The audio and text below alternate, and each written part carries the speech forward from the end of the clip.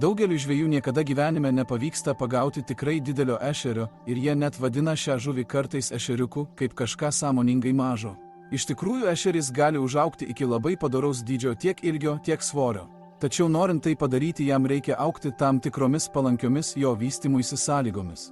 Pirmiausia, ešeris turi turėti palankę maisto bazę. Mažame tvenkinyje 9-metis ešeris gali sverti 100 ar 150 gramų, nes visos jo mitybos galimybės yra kuklios, apsiriboja tvenkiniu, o tas pats 9-metis egzempliorius, sugautas tik didelėje upėje, visai neblogai traukia daugiau nei kilogramą.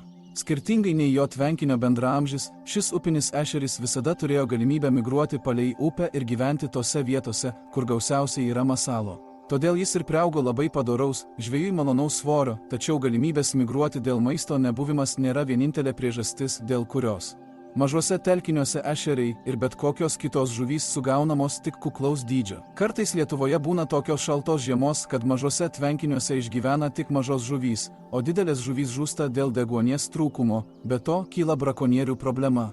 Vidutinės ir didelės žuvys įsipainioja į jų tinklus.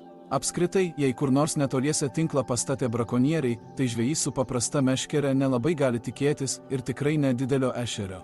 Ar kada nors esate pagavę didelį ešerį?